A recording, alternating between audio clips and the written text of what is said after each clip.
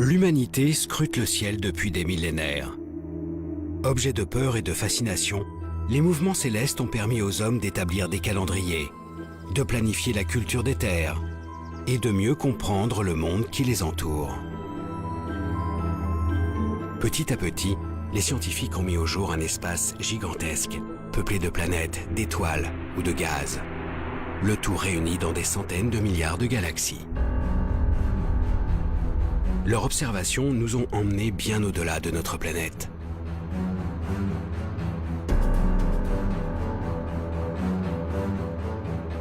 Pour dévoiler les secrets de ce nouveau monde, astrophysiciens et techniciens conçoivent des instruments capables de percevoir la moindre lueur, le moindre signal émis dans le ciel. Ils parviennent aujourd'hui à recréer sur Terre les phénomènes extrêmes qui agitent les confins du cosmos.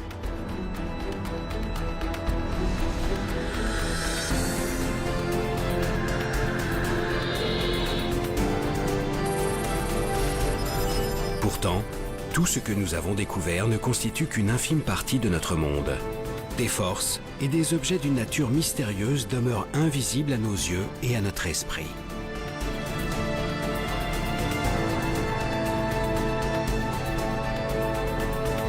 Alors de quoi est réellement constitué notre univers? Quel mouvement l'anime en coulisses? Les scientifiques parviendront-ils à découvrir les lois qui guident son évolution?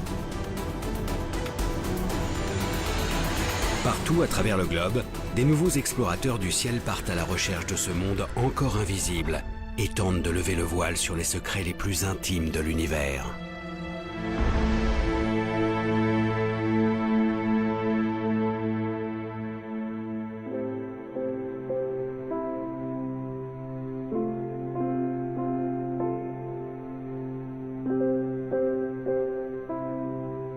L'homme a toujours cherché à repousser les limites de son territoire. Il a arpenté la planète et exploré ses moindres recoins.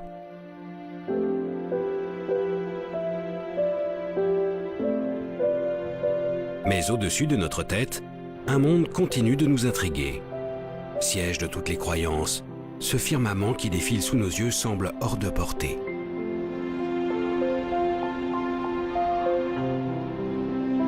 Roland Le Houcq est astrophysicien, un astronome des temps modernes. Outre ses travaux remarquables sur la forme de l'univers, il est aussi passionné par l'histoire des sciences. Au fil du temps, les hommes ont développé des clés pour comprendre ce ciel impalpable et intangible. Elles ont permis de l'analyser et d'aller au-delà de ce qui était perceptible depuis la Terre. L'astronomie et l'astrophysique se sont effectivement construites contre les apparences qui s'imposent à nos sens. Quand on sort et qu'on regarde le ciel la nuit, on voit les étoiles se lever, culminer, se coucher, puis le soleil se lève, culmine, se couche. On a vraiment l'impression que les étoiles et le soleil tournent autour de la Terre.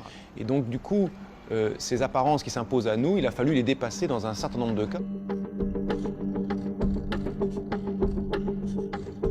Si le sol sur lequel ils marchent leur semble plat, les savants de la Grèce antique découvrent pourtant il y a 2500 ans que la planète est ronde. Et alors que toute la voûte céleste semble tourner autour de lui, Nicolas Copernic comprend 2000 ans plus tard que c'est en fait la Terre qui tourne sur elle-même et autour du Soleil. Aujourd'hui, même ce Soleil n'est plus au centre de notre monde. Depuis le début du XXe siècle, nous avons la preuve qu'il fait partie d'un immense regroupement d'étoiles, la Voie lactée. Une galaxie, comme il en existe des centaines de milliards. Toutes ces découvertes ont évidemment bouleversé l'idée que l'on se faisait de la place de l'homme, de l'humanité, et la place de la Terre dans l'univers. Donc les développements de la cosmologie, les développements de l'astrophysique nous ont révélé que finalement nous n'étions qu'un infime, c'est même pas un infime grain de poussière, c'est un rien du tout dans une immensité d'étoiles et d'astres dans l'univers. Dans cet espace que les astronomes ont peu à peu découvert, les dimensions se comptent maintenant en années-lumière. La distance que la lumière parcourt en un an soit près de 10 000 milliards de kilomètres.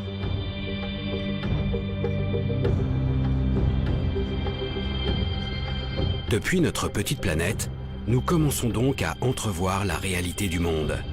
Une immensité qui donne le vertige. Pourtant, Plus les scientifiques explorent l'univers, plus ils révèlent sa complexité.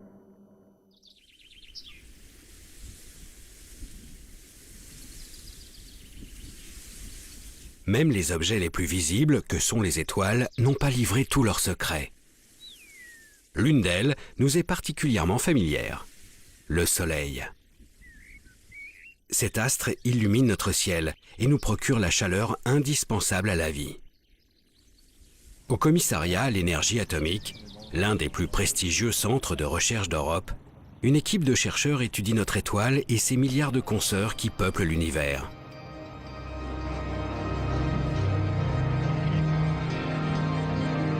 Grâce au réseau de télescopes et d'instruments de mesure disséminés sur Terre et dans l'espace, les scientifiques dissèquent ces astres, scrutent leurs moindres variations lumineuses et sondent les mouvements qui animent leur cœur.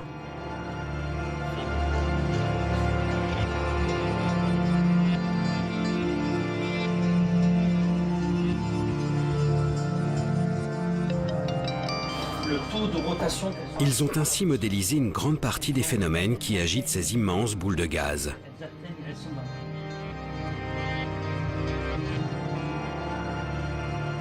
Pourtant, les conditions de leur naissance leur échappent toujours. Pour élucider ce mystère, l'Agence spatiale européenne lance en 2009 le plus grand télescope jamais envoyé dans l'espace, le satellite Herschel. À son bord, un miroir de 3,50 m et une batterie d'instruments de précision refroidis à moins 270 degrés en permanence.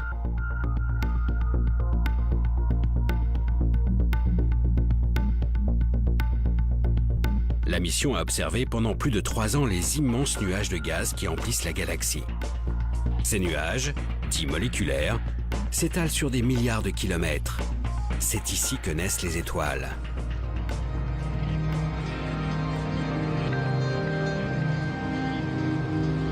Coordinatrice d'un des programmes d'observation du télescope, Frédérique Mott travaille aussi au commissariat à l'énergie atomique.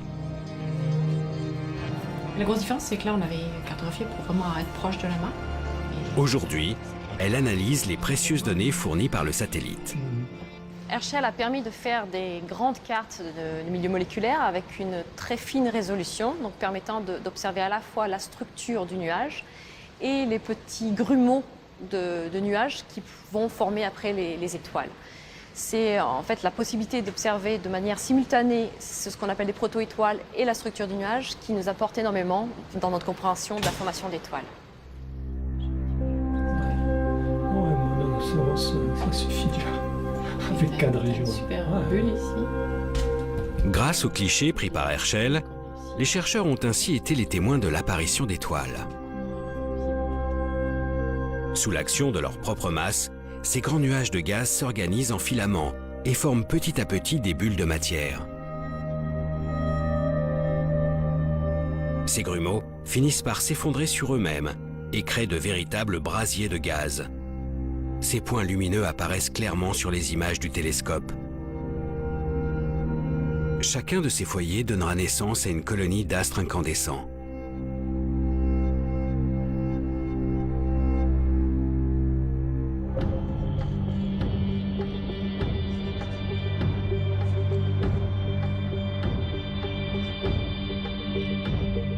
C'est ainsi que se forment les étoiles de petite taille. Mais ce sont les étoiles massives qui intriguent le plus Frédérique Mott. Des étoiles parfois 300 fois plus grosses que notre Soleil et dont la formation échappait jusqu'à maintenant à nos observations.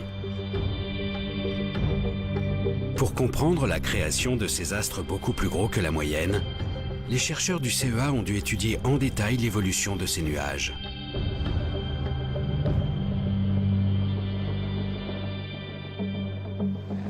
Notre résultat intéressant d'Herschel a été de s'apercevoir qu'il existait certaines zones qui étaient souvent le centre des nuages moléculaires massifs, où on avait un enchevêtrement tel de filaments qu'on avait une convergence de matière à ces points-là, ce qui permettait de former non plus une petite collection d'objets de faible masse, d'étoiles de type solaire, mais plutôt une étoile très très massive, voire même plusieurs étoiles massives, et donc une population vraiment différente de ce que l'on connaissait jusque-là.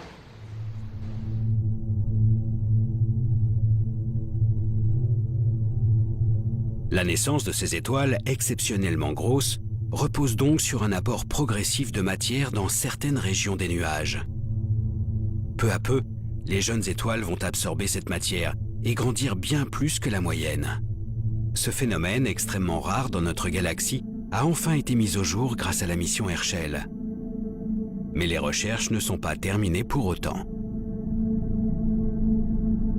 Le travail de chercheur n'est jamais fini, donc on apprend toujours avec de nouvelles observations, de nouveaux concepts, de nouveaux modèles. Il est clair qu'Herschel nous aura beaucoup aidé dans la compréhension de la formation d'étoiles massives. Et ce que l'on cherche maintenant à faire, c'est étudier de façon encore plus détaillée les objets que l'on a découverts avec Herschel.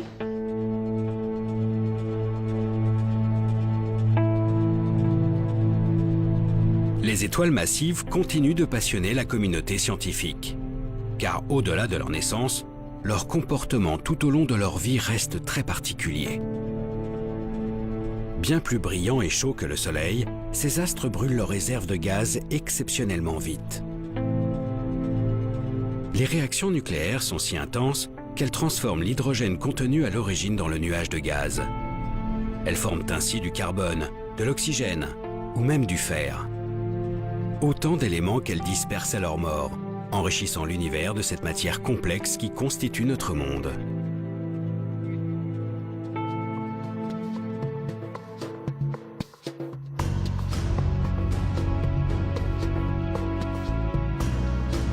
Gaz, métaux et molécules en tout genre, les astrophysiciens commencent à entrevoir d'où viennent les éléments qui nous entourent. Mais d'autres problèmes ont progressivement surgi des observations. Au-delà des étoiles, les scientifiques cherchent à comprendre des structures beaucoup plus grandes, les galaxies. Au début du siècle dernier, les astronomes commencent à étudier le mouvement de ces immenses regroupements d'étoiles. Ils découvrent alors que les étoiles tournent ensemble, dans ces galaxies, et que les galaxies tournent elles-mêmes au sein de gigantesques amas. Ils cherchent alors à deviner la quantité d'objets et plus généralement la matière qui compose ces grands ensembles célestes. La lumière émise reste leur principale information distinguable depuis la Terre.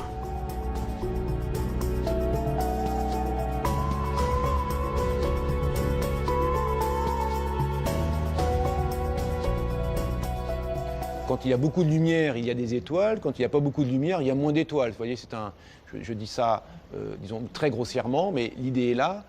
Là où il y a de la lumière, il y a de la masse, et l'on est capable de déduire combien il y a de masse derrière telle quantité de lumière.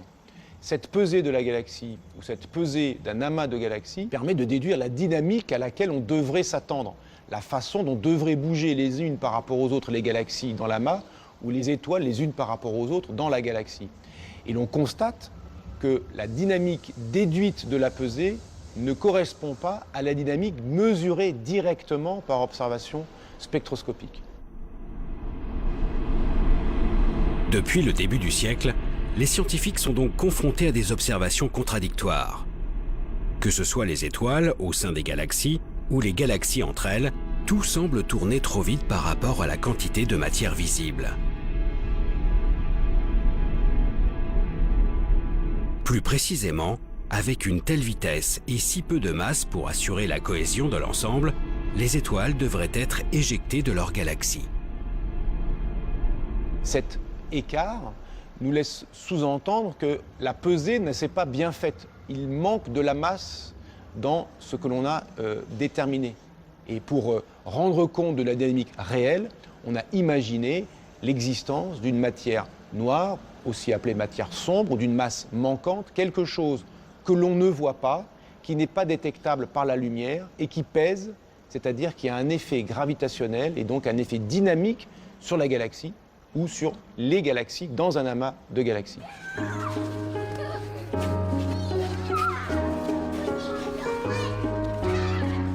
Malgré un siècle de vérification, les étoiles continuent de tourner trop vite. Tout se passe comme si une partie de la masse de l'univers était cachée. Une masse contenue dans une matière invisible et qui baignerait notre monde. Une matière différente de celle que nous connaissons.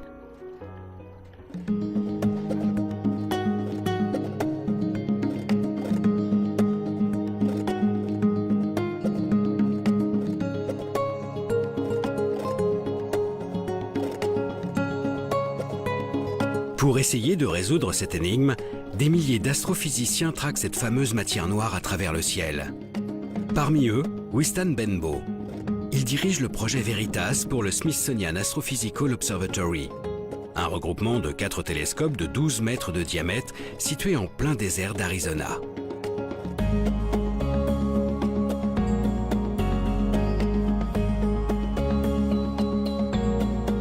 L'air y est suffisamment sec et la nuit suffisamment noire pour permettre les meilleures observations. Ici, l'astrophysicien s'est donc lancé à la recherche de l'inconnu.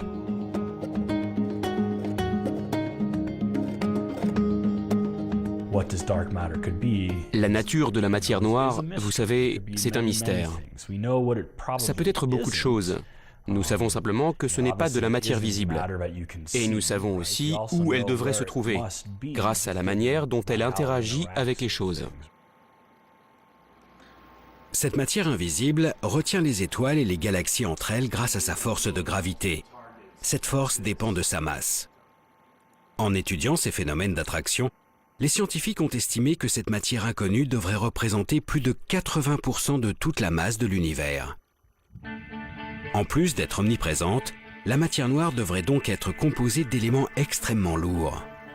Or, selon les connaissances actuelles, des objets aussi massifs devraient en théorie émettre un signal lumineux spécifique, des rayons gamma.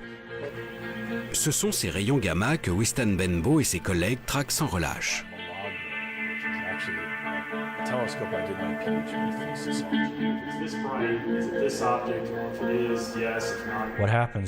Ce qui se passe, c'est que la matière noire interagit avec elle-même.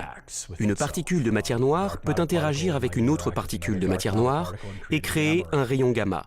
Ce signal gamma que nous espérons détecter sera probablement très faible. Donc nous cherchons un endroit où il y aurait beaucoup de matière noire qui interagirait avec elle-même pour produire beaucoup de rayons gamma. Certaines de ces régions pourraient être proches de nous, produire assez de gamma et donc être juste assez brillantes pour qu'on puisse les voir. Donc nous pointons nos télescopes sur ces régions et espérons détecter un signal gamma venant de ces objets.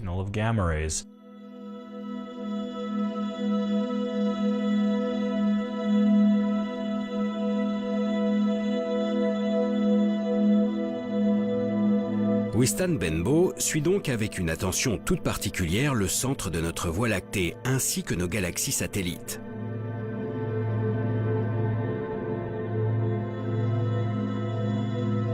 Si un rayonnement gamma est émis par la matière noire, il traversera l'atmosphère en émettant un flash bleuté.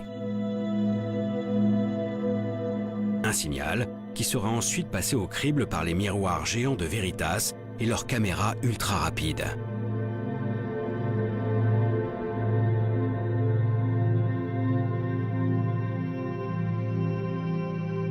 Pour le moment, aucun télescope n'a enregistré de telles manifestations.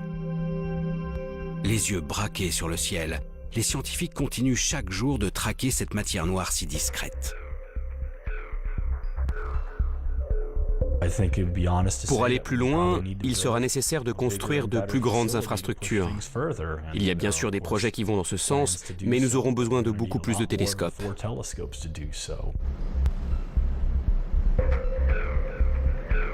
Afin de donner un nouveau souffle à cette quête, les scientifiques envisagent un réseau d'une centaine de télescopes, allant de 6 à 23 mètres de diamètre. Le réseau CTA pour Cherenkov Telescope Array. Il réunit 200 instituts de recherche venant des 4 coins de la planète. Aujourd'hui, les 10 000 mètres carrés de miroirs nécessaires à la construction sont encore en phase de test et le projet devrait voir le jour d'ici quelques années. Quand il sera opérationnel, il permettra de déceler des apparitions de la matière noire au sein de notre cosmos.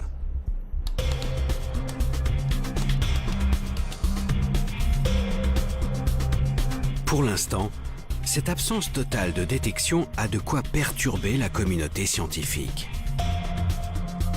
Comment les chercheurs peuvent-ils passer à côté de 80% de toute la matière de notre monde ? À moins que la solution ne se trouve beaucoup plus proche de nous.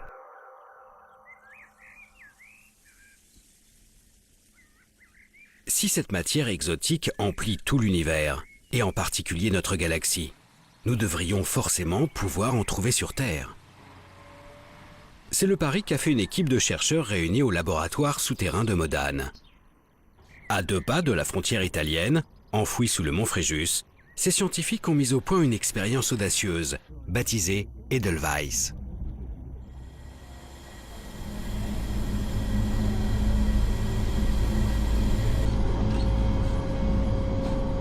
Le but, détecter directement les éléments qui composent la matière noire. Là, je suis rebuté. Et tu la prépares. Depuis plus de 15 ans, le physicien Jules Gascon et ses collègues travaillent donc à la mise en place d'un super détecteur muni de 36 capteurs. Au centre de chacun d'eux, un minuscule cristal de germanium, composé de milliards d'atomes. Si une particule de matière noire vient percuter le noyau d'un seul de ces atomes, il sera déplacé. La température du cristal augmentera et produira un léger courant électrique. Ces indices permettront de caractériser la particule à l'origine de ce choc. Cependant, d'innombrables facteurs peuvent venir perturber ces mesures ultra-sensibles. Le problème, c'est que la nature n'est pas stable. Dans la nature, il y a toujours quelques noyaux qui sont instables dus à la radioactivité naturelle. Et cette radioactivité naturelle va bouleverser la vie de ces noyaux, les faire reculer, les faire bouger, ce qui donnerait donc des faux signaux de choc.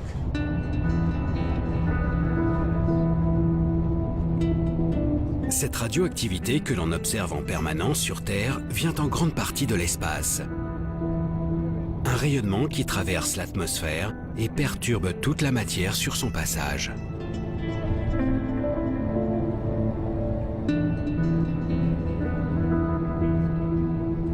C'est donc pour se prémunir de ces rayons que l'expérience a été enterrée sous plus de 1700 mètres de roche.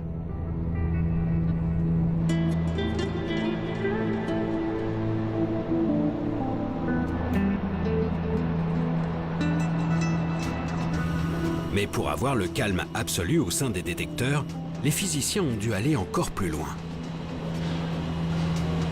Une fois qu'on est sous la montagne, on a réglé la moitié du problème parce qu'il y a la radioactivité qui nous vient de l'univers, mais il y a aussi la radioactivité qui vient de la roche. Bien que cet endroit soit tout à fait ordinaire, c'est un taux de radioactivité naturelle qui est au-delà de ce qui est acceptable pour détecter les très rares signaux qu'on recherche. Et donc, on a un système de poupées russes, de différents assemblages d'écrans qui nous protègent de la radioactivité ambiante, de la radioactivité de la roche qui nous entoure, du béton qui nous entoure, des personnes qui nous entourent. Sous la montagne, les 36 détecteurs sont donc mis à l'abri derrière des écrans de polyéthylène et placés sous une épaisse cloche de plomb. Ici, seules des particules de matière noire peuvent les atteindre. Mais un dernier détail reste à régler, la température.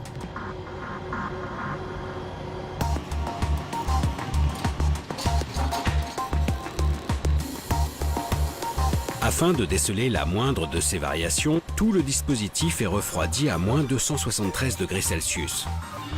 Les cristaux de germanium sont ainsi au calme plat.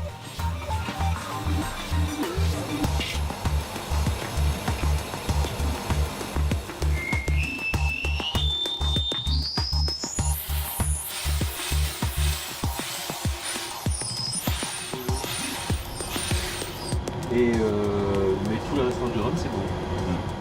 Depuis quelques mois, tout est en place. La prise de données a commencé. Chaque jour, Jules Gascon surveille de près le comportement de ses capteurs. Par contre, il n'y aura plus notre mascotte. Il faut que la réponse du détecteur soit parfaite, c'est-à-dire que pendant plusieurs années, en regardant 1 kilo de matière, donc l'équivalent d'un milliard de millions d'atomes, il n'y en a pas un seul qui doit bouger sans raison valable. Tu vois, il t'explique mon transfert pur. Il ne reste plus qu'à attendre qu'une particule de matière noire passe dans les filets d'Edelweiss. Selon les calculs des chercheurs, un tel événement ne pourrait se produire qu'une fois par an, dans le meilleur des cas. C'est une recherche de l'inconnu. C'est ce qui fait son charme de cette particule. C'est très intéressant de s'attaquer à ce qu'on ne connaît pas, mais le désavantage, c'est qu'on ne peut pas garantir que ça va marcher le lendemain, ou dans une semaine, ou dans un an. Dans l'espace ou sur notre planète, la matière noire n'a pas encore révélé son vrai visage. Les scientifiques ignorent toujours de quoi sont faits plus des 3/4 de la matière de l'univers. Un problème de taille dans notre compréhension du monde. Ce n'est pas une perturbation, ce n'est pas un petit supplément, c'est vraiment une quantité appréciable de matière de nature encore inconnue qu'il faut ajouter pour rendre compte de certains aspects dynamiques de notre univers. Et donc, évidemment, la découverte de cette matière sombre serait une découverte majeure dans la physique, notre matière ordinaire n'étant finalement que l'écume de l'ensemble de la matière de l'univers, ne représentant qu'une petite partie de l'ensemble de la matière de l'univers. Sans cette matière inconnue, l'univers ne tourne pas rond. Le mouvement des étoiles et des galaxies reste inexpliqué. Pourtant, la matière n'est pas l'unique clé de voûte de notre univers. En dehors de son contenu, des forces colossales animent le cosmos, à commencer par la gravitation, cette force qui nous attire vers la Terre. De manière plus générale, la gravité a structuré notre système solaire, notre galaxie et ses centaines de milliards de consoeurs. Les scientifiques estimaient donc qu'il s'agissait de la force dominante de l'univers. Mais une découverte changea la donne. Dans les années 30, les astronomes remarquent pour la première fois que toutes les galaxies distinguables semblent s'éloigner de nous.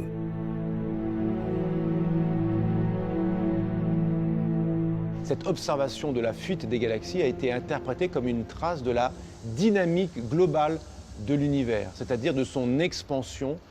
Tous les objets de l'univers s'éloignent de tous les autres objets de l'univers.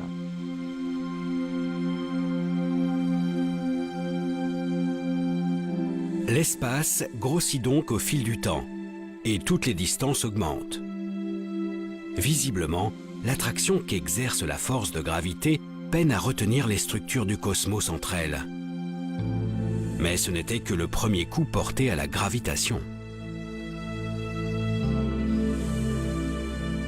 En 1990, on s'est rendu compte que cette expansion était accélérée. C'est-à-dire que non seulement les galaxies s'éloignent les unes des autres, mais elles s'éloignent de plus en plus vite les unes des autres. Si l'on imagine que l'univers est rempli uniquement de matière ordinaire ou de matière noire, la gravité de cette matière aura tendance plutôt à ralentir l'expansion, et découvrir que l'expansion est en fait accélérée montre que quelque chose joue contre la gravité des acteurs habituellement imaginés comme présents dans l'univers. Cette découverte d'une expansion de l'univers sans cesse accélérée remet en cause la vision que les astrophysiciens ont de l'univers. Alors que la gravité semblait tout structurée, une force vient maintenant lutter contre elle. Un nouveau mystère pour les chercheurs qui y voient alors l'œuvre d'une énergie encore indétectable. Une énergie sombre, appelée aussi énergie du vide ou énergie noire. Cette énergie laisse les scientifiques encore plus perplexes que la matière noire. S'agit-il simplement d'une propriété de notre monde qui s'agrandit sans cesse sans raison ? Ou s'agit-il plutôt d'une substance qui baigne le cosmos et repousse ses limites? Les chercheurs n'en ont aucune idée. Pour le moment, ils se contentent de traquer son influence jusqu'aux zones les plus reculées de l'univers. François Boucher est cosmologue à l'Institut d'astrophysique de Paris.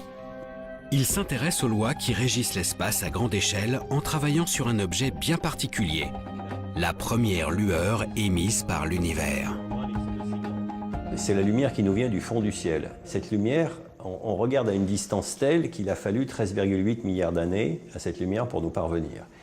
Et donc on est en train de regarder quelque chose qui est tellement loin que quand cette lumière a été émise, l'univers était dans un état très primitif. L'observation des lumières les plus lointaines permettent aux scientifiques de remonter le temps.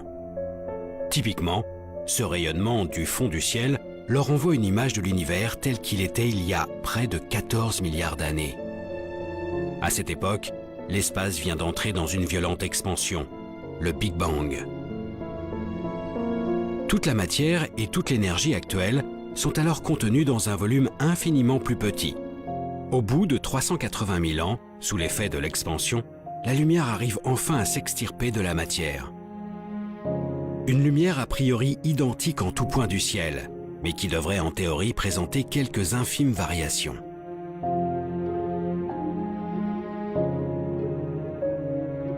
Donc, ces variations d'intensité, on les a cherchées, et puis pendant longtemps, on ne les a pas trouvées. Alors c'était compliqué, et puis finalement, on est arrivé au niveau où la technologie a été suffisamment mûre pour qu'on soit capable de les mesurer. Depuis 1989, 3 satellites se sont succédés pour étudier en détail cette lumière.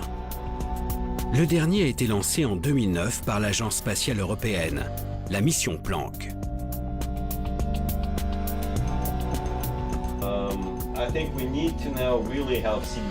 François Boucher est justement l'un des initiateurs de ce projet.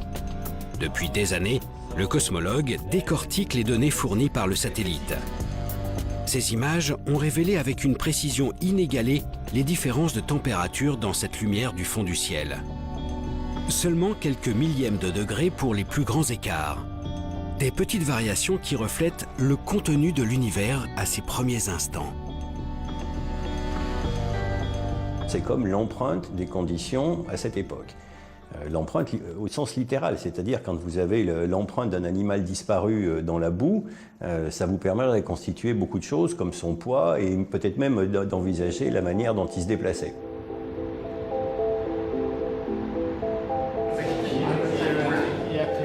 L'étude de cette empreinte fascine les chercheurs du monde entier. Elle permet d'estimer les proportions de matière noire, de matière ordinaire et surtout d'énergie sombre présente après le Big Bang, il y a 13,8 milliards d'années. En les comparant aux observations actuelles, les chercheurs retracent l'évolution de l'influence de l'énergie sombre au fil du temps. Résultat, alors qu'elle ne représentait presque rien aux tout premiers instants, cette énergie mystérieuse constitue aujourd'hui près de 70% de l'univers. Et sa proportion ne cesse d'augmenter. C'est la seule certitude que les chercheurs aient actuellement. L'expansion de l'univers n'est pas prête de s'arrêter.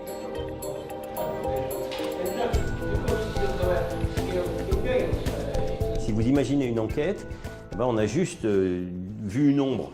Voilà, l'enquête elle en est au tout début. Voilà, on a quelque chose qu'on a appelé l'énergie sombre, dont on a la quantité et le comportement global, mais le reste c'est de l'histoire à écrire.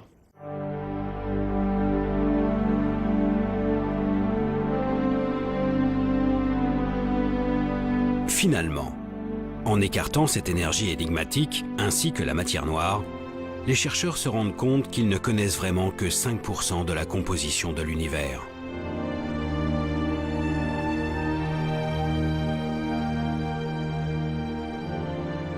L'étude du jeune univers nous apporte donc de précieuses informations sur la nature de notre monde. Mais malgré le perfectionnement des techniques d'observation, cette première lumière émise par l'univers reste le signal le plus ancien que les chercheurs sont en mesure de capter. Un horizon au-delà duquel les observations du ciel ne semblent plus possibles. Afin de comprendre toujours mieux les mécanismes qui animent le cosmos, les scientifiques se sont finalement tournés vers leur imagination. Le fait que l'univers soit en expansion permet de tirer une conséquence immédiate. En remontant le film de l'expansion, on s'est dit que dans le passé, lointain éventuellement, l'univers était plus dense et plus chaud qu'il n'est actuellement. Selon leurs calculs, les astrophysiciens estiment qu'à ses débuts, l'univers devait atteindre des températures 100 000 fois plus élevées que celles qui règnent au centre du Soleil. Des milliards de degrés. Pour comprendre les premiers instants de l'univers, il suffirait alors d'étudier le comportement de la matière à ces températures directement sur Terre.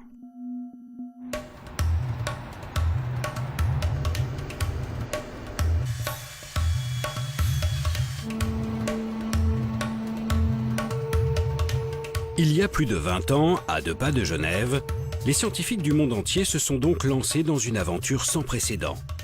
Construire la plus grande machine de tous les temps, le LHC.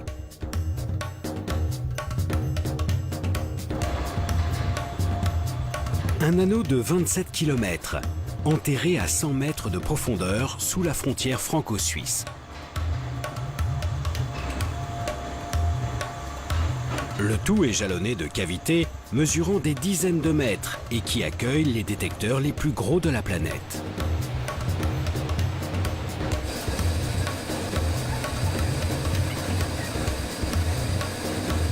Ici, les scientifiques tentent de décortiquer le comportement de la matière dans les situations les plus extrêmes.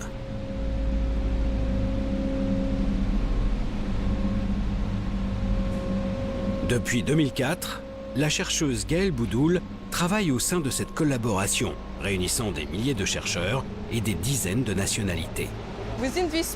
Dans ce grand tunnel de 27 km, vous avez des particules dans un sens et des particules dans l'autre sens. Un peu comme une autoroute, où vous avez des voitures de chaque côté. Et à certains endroits, on les fait se percuter.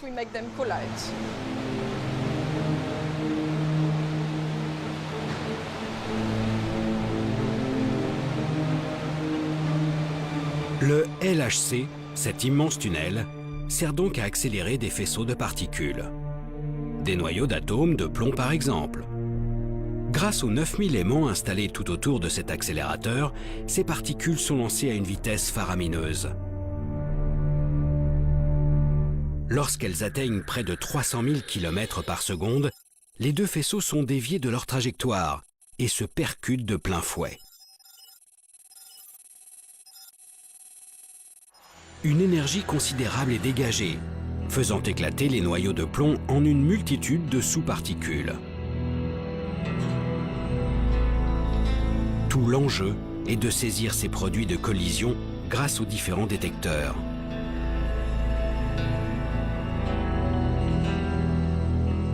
Gaëlle Boudoul s'occupe plus précisément de l'un d'eux, le CMS. Un géant de 12 500 tonnes mesurant 21 mètres de long, 15 mètres de haut et autant de large. Avec ses collègues, elle a conçu une partie des systèmes de détection qui englobent ces chocs de particules.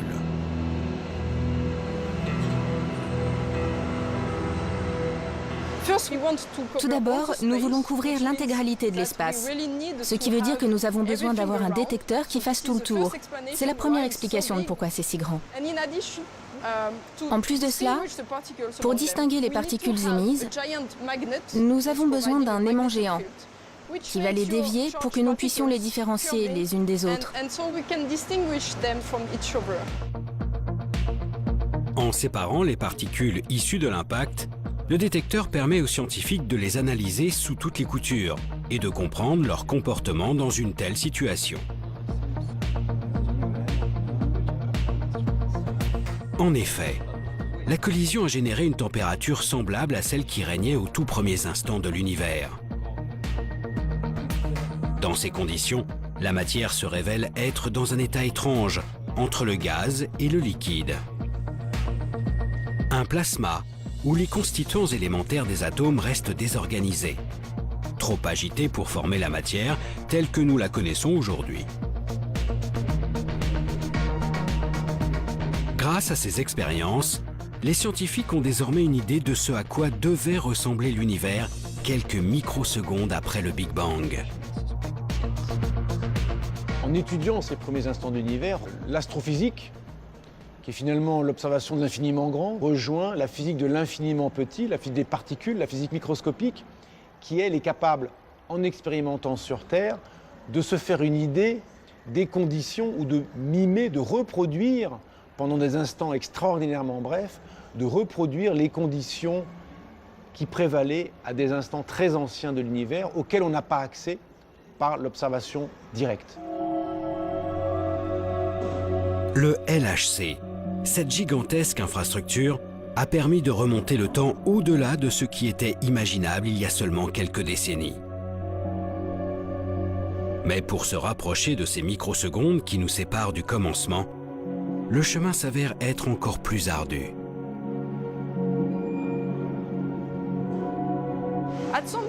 À partir d'un certain point, nos lois physiques ne sont plus valables. Nous pouvons toujours imaginer ce qu'il se passe. Il y a de nombreuses théories qui essayent de comprendre cela. La seule chose, c'est qu'on ne peut pas tester ces théories, parce que nous n'avons aucune expérience pour comprendre ce qu'on pourrait appeler le premier instant. Mais si vous revenez dans 20 ans, peut-être que nous aurons une meilleure idée.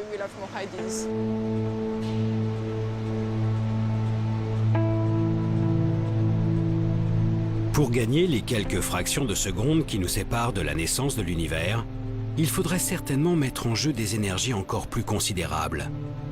Notre limitation n'est donc peut-être qu'une simple question de technologie.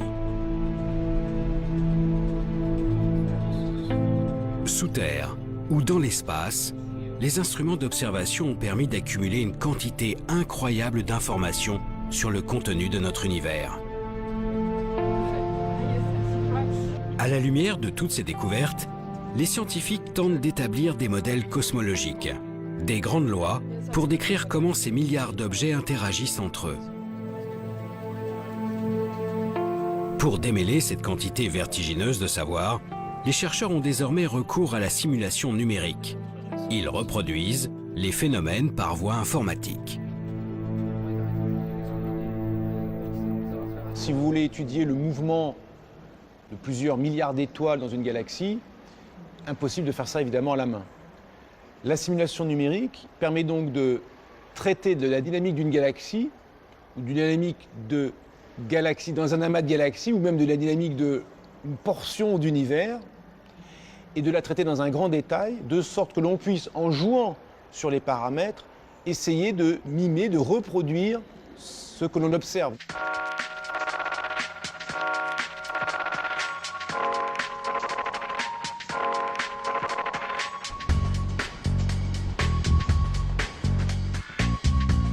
À l'Observatoire de Paris, l'une des plus grandes institutions mondiales d'astronomie, un cosmologue a poussé ce nouvel outil exceptionnellement loin. Jean-Michel Halimi a réalisé une simulation de la totalité de l'univers connu, le projet Deus. Son but, comprendre la formation de notre monde depuis la première lueur, il y a 13,8 milliards d'années jusqu'à nos jours.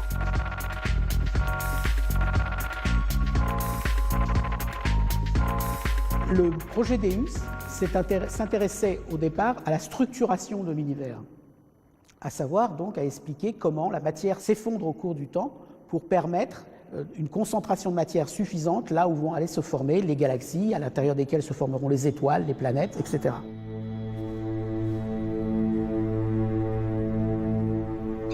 Afin de réaliser cette simulation inédite, Jean-Michel Halimi a dû prendre en compte l'ensemble des observations menées jusqu'à ce jour.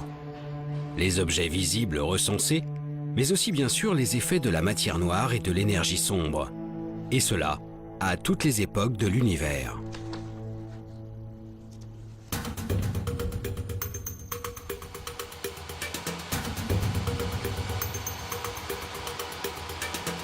Pour traiter un tel nombre de données, le scientifique s'est tourné vers un des plus gros ordinateurs de la planète, le supercalculateur Curie. Une machine hébergée au très grand centre de calcul, capable de réaliser 1 million de milliards d'opérations par seconde.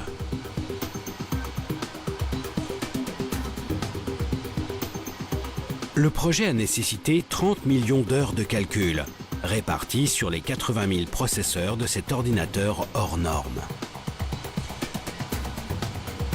Utiliser une machine comme l'ordinateur Curie dans sa totalité, c'est quelque chose qui n'avait jamais été fait, spécialement en poussant tous les aspects de la machine à leurs limites.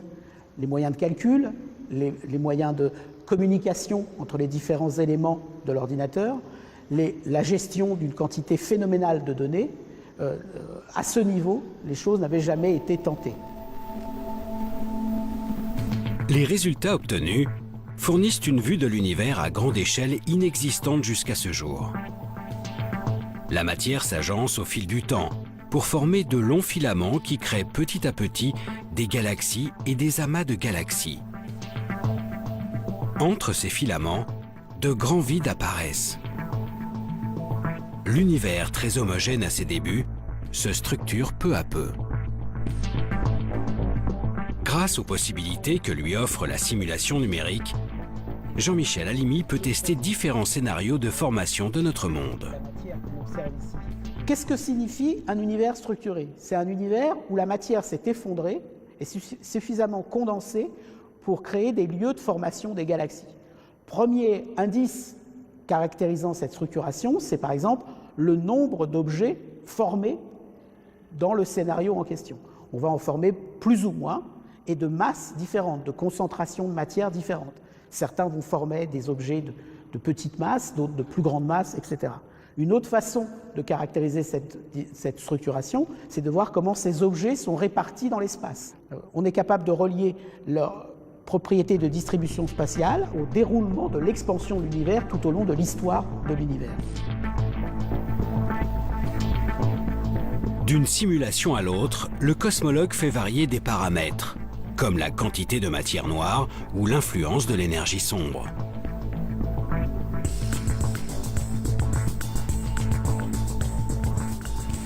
Des changements qui altèrent très légèrement l'organisation à grande échelle de l'univers. L'idée est alors de repérer les infimes variations entre les simulations. Des galaxies qui fusionnent plus ou moins vite, des vides de matière plus ou moins grands, ou encore des amas exceptionnellement gros. Les scientifiques pointent ainsi les nuances entre les modèles d'univers imaginés. Ils chercheront à retrouver ces détails dans leurs prochaines observations, cette fois-ci bien réelles, pour définir quel modèle théorique semble plus proche de la réalité. Un aller-retour entre le virtuel et le réel qui permettra aux chercheurs de vérifier si leurs lois sont bien celles qui animent l'univers en coulisses. La recherche en cosmologie, et spécialement en cosmologie numérique, ne fait pas de nous des créateurs d'univers, mais des inventeurs d'univers. Effectivement, en modifiant les conditions physiques, nous réalisons des univers différents. Nous inventons des univers différents. Mais nous ne le faisons pas n'importe comment. Nous cherchons, à travers tous ces univers, celui qui serait susceptible de nous expliquer la vraie nature de notre univers, son origine, sa formation, son évolution.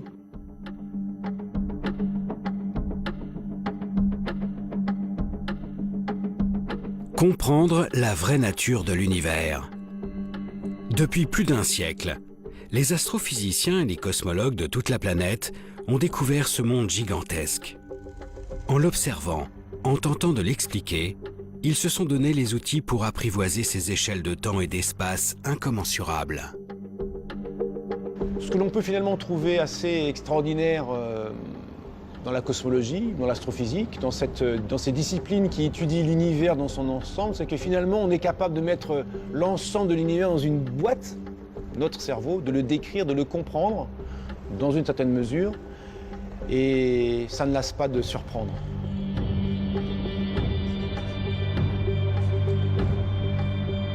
On a réussi à développer un cadre qui permet de rendre compte finalement de manière assez économique d'un nombre absolument incroyable de faits. Maintenant, ça ne veut pas dire que cette histoire est figée, bien sûr que non. Il y a plein de zones d'ombre, il y a plein de choses qu'on ne comprend pas, et donc ça veut dire qu'on a encore plein de travail.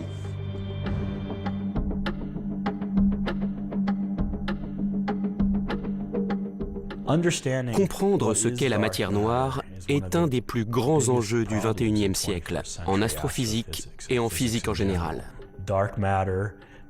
Nous ne connaissons pas près de 85% de toute la matière de l'univers.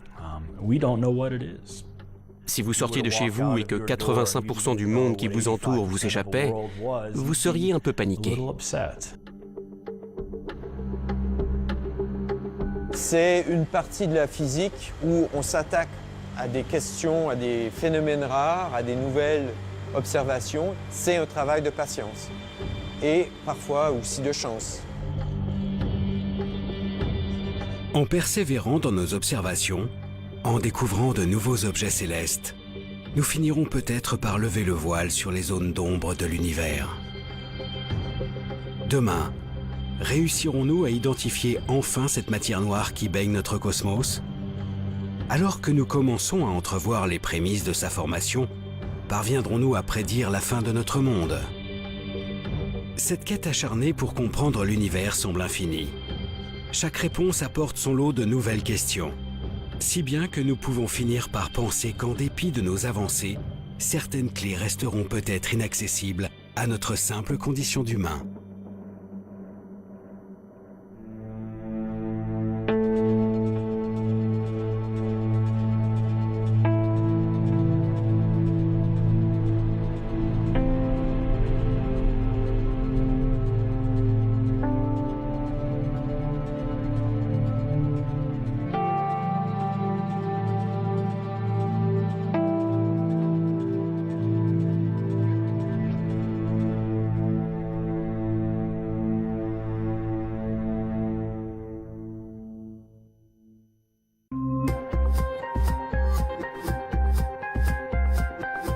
Contrairement